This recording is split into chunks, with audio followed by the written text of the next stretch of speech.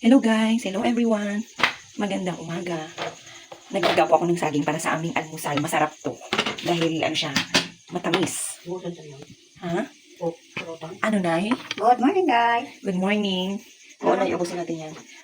And for today's ulam, magluluto rin po si Nanay ng tinola.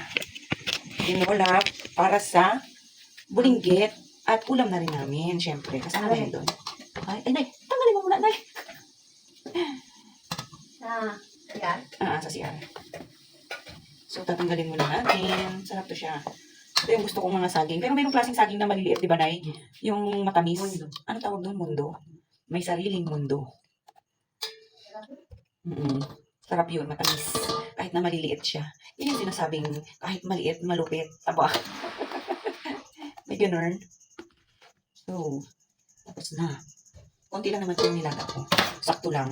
Yung sakto-sakto lang sa atin.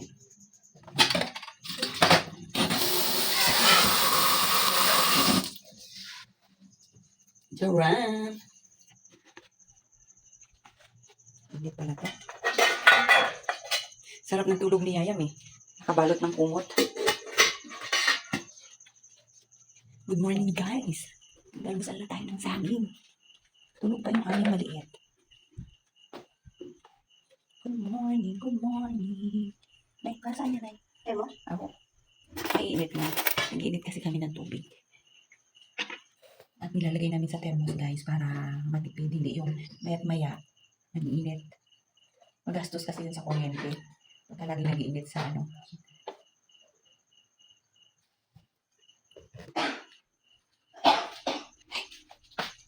Nay, parang gising na yata siya. Parang gising na siya. Nag-inat-inat.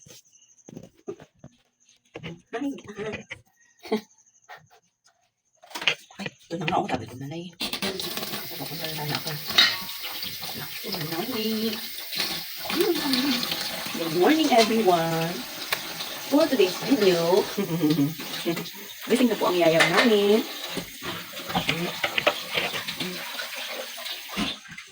Ayan, gising na kami, guys. Saan natin yung ating ilaw? Ya. Nanay pa hindi de. Tulog na, bibi na makulit. Tulog na, bibi na si Yayang. Tulog na, Yayang. Sarap ng tulog, natok pa. Naaga pa po kasi. Una-unahan lang kaming gumising. Minsan, pagka siya, maaga siyang nagigising, hinila yung aming hinila niya guys yung ulo ko patayo para bumangon na yun. Ibig sabihin, bangon na kami.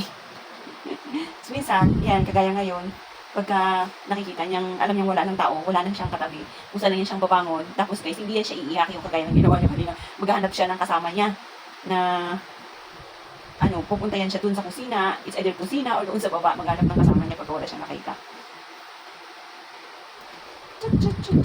Dito talaga yung mga bata, no? Paiba-iba ng mood.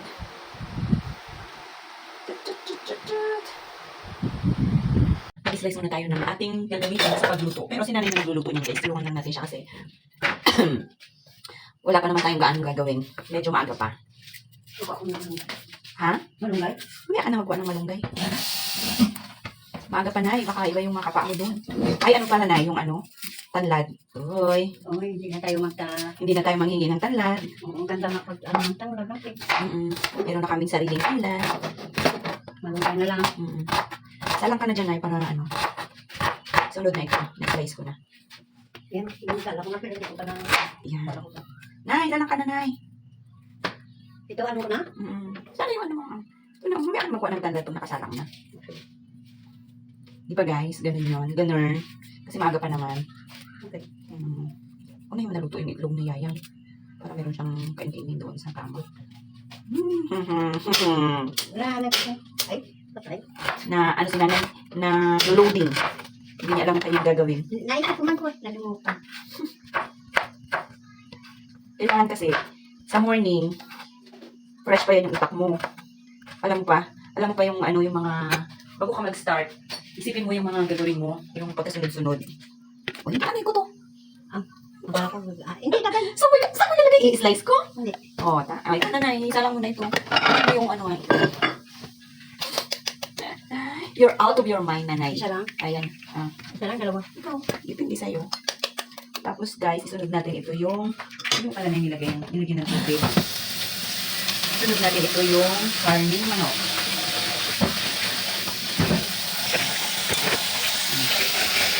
Yan.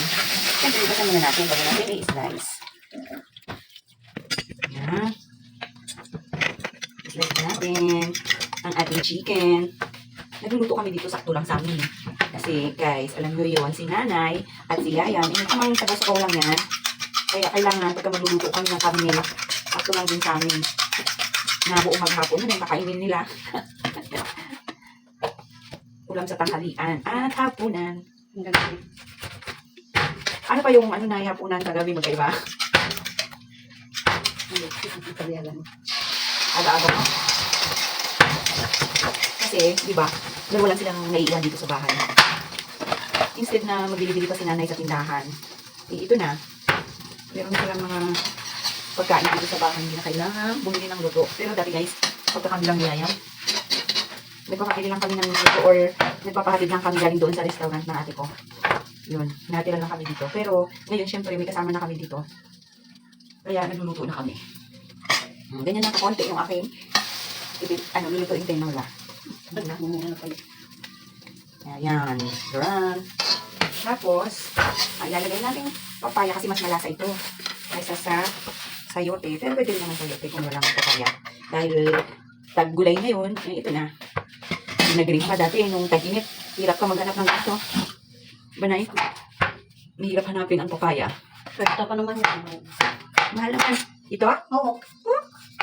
Yung 30 na? 30? Oo, 30. Kung nagpitas na lang tayo dyan. Sabi ko nga sa mga, akala ko 20. Okay, sabi ko lang yan eh. Oo nga, ayun lang ito. Dapat nagsabi ka na lang na ano. Mahal naman, 30.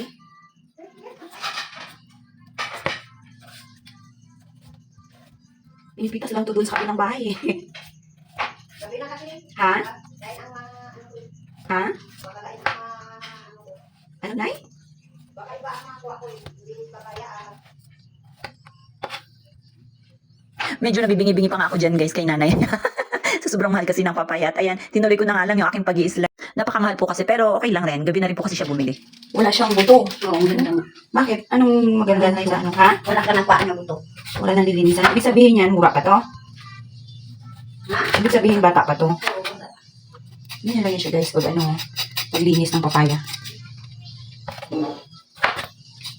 Yan. Aga pa, hindi pa ako pwedeng bumaba dun eh. Gagawin kasi tayo dun guys. Mag-ayos na naman tayo ng ating paninda mamaya-maya konti. Pagka medyo ano na siya. Pagka nagka-araw na. Inislice ko na nga rin po siya ng sakto lang ang laki kasi itong sinanay hindi rin po yan siya makakagat dahil gawa na sa ngipin niya po wala po siyang ngipin. At yan, tingnan nyo guys, oh. Ganyan lang po kalalaki yung slice ko dyan para lahat naman ay makakain. Pero para po sa akin mas maganda malambot para pati si Yayam inadudurugan namin ng kanyang ulam na papaya, gulay. At yan, inayos ko na nga po pala ito yung pagkain ni Yayam dito sa kama. Abay, talaga namang tumambak na yung aming plato kaya pinag-isa ko na lang siya sa isang lalagyan, isa-isang platong malaki. Kaya ayan guys, tingnan nyo po. Alam nyo, nauubos niya rin po yan habang nanonood siya. Panay ang pulot-pulot niya. Hindi namin namamalayan. Ubos na. Yan, ganyan po kasi hindi po pwedeng magutuman ang aming little bossing. Baka manghina.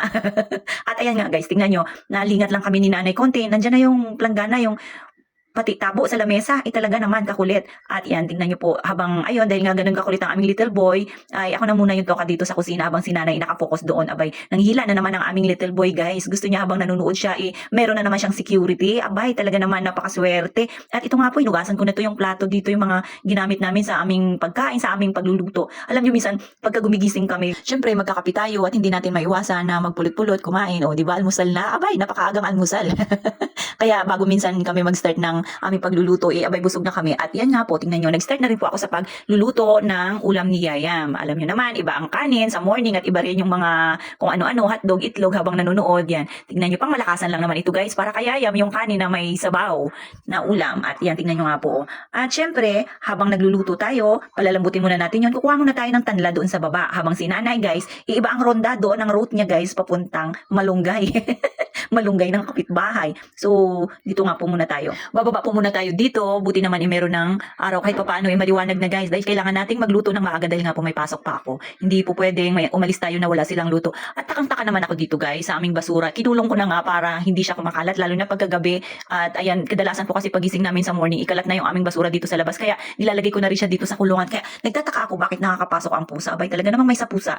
Ang galing-galing ng kanyang mga nalulusutan. So ayan, samahan niyo muna ako. Kukuha muna tayo ng tanlad na ating ilalagay doon sa ating tinola. So kumuha nga lang po ako ng konti guys. Siguro mga 3 tangkay lang yan siya. At yan, umakyat na tayo dito, tinugasan na natin. Habang si nanay guys, ayan, nagpiprepare din ng kanyang kinuhang malunggay. Talaga naman, tulungan para mabilis ang gawain. Dahil nga, kailangan ni maaga pa, makaalis na tayo, Gora Bells na tayo papuntang office. Nakalimutan ko nga pong ilagay pala ang papaya dyan. Dapat sinabay ko na siya dun sa karne para lumambot ka agad. Pero okay na rin. So ayan, luto na nga po pala. Nilagay ko na yung aming mga talbos-talbos dyan na pampasarap. At tamang konting kulo na lang yan guys. Antayin natin. So, ayan, malapit na. At pagtikim ko nga po, abay, talaga naman, napakasarap. Mapaparami na naman to yung kain ni Yayam dito guys. Tignan nyo nga po, o, diba? Saktong-sakto lang yan. At sa sabaw, gusto ko ganyan lang. Hindi siya gaanong maraming sabaw. Dahil ko konti lang rin naman kami.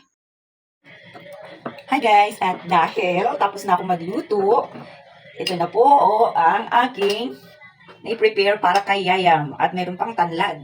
Ay, init. Duran! So yummy para sa aming bulinggit. Yan, meron na naman siyang mainit. Pagkain na merong mainit na sabaw. Kaya pala, hindi na kayo nakaalis-alis dyan. So, paano ba yan guys? Hanggang dyan lang muna. Kita-kits ulit sa susunod na video. Bye-bye po!